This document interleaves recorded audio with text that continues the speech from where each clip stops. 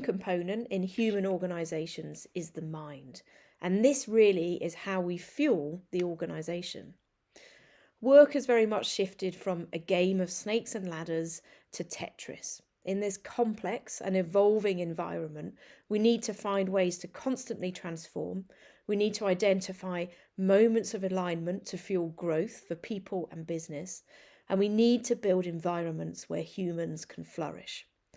This requires us to interrupt human hunches. We often make decisions based on opinion, what makes us feel good, what feeds our egos, or what we've seen done in the past.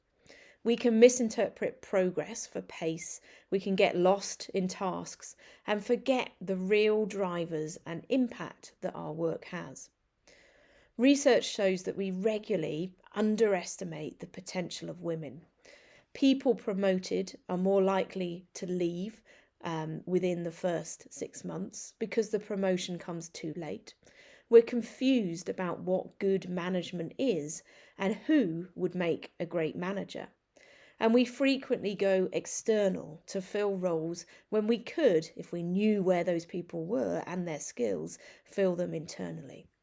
To me, I think it seems obvious that it is time to rewire the organisational mind so that we can objectively understand our people and their potential.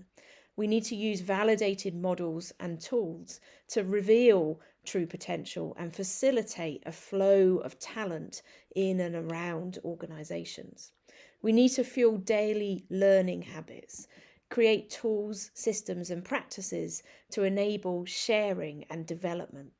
Amy Edmondson's work around learning through failure is a key attribute in thriving organisations. We need to be able to learn through experience and when things go wrong. A good example of this was Pfizer when they managed to develop, thankfully, a COVID vaccine in 226 days. This wasn't just by chance. Prior investment in learning through failure and having this as a real muscle in the organisation enabled them to establish psychological safety. More junior team members felt that they could share challenges and work with more senior members of the team. And this really sparked learning and growth and got that group of people in the right position and frame of mind to then be able to develop something when we needed it most. In addition, we need to facilitate discovery.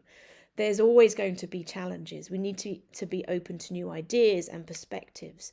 We need new models to enable us to move forward.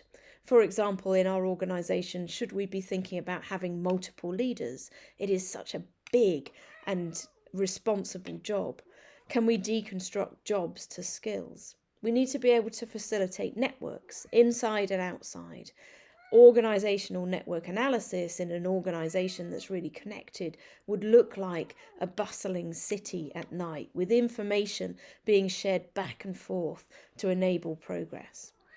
And we also need to be able to turn our data that we have in so many places around the organisation into intelligence. We need to connect up those data points.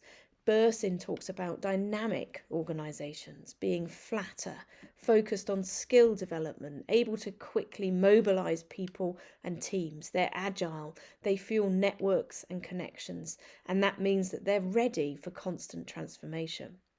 The challenge is that today, only 7%, according to Bursin, of companies are dynamic. Creating talent intelligence and fueling the organisational mind is the second component in human organisations.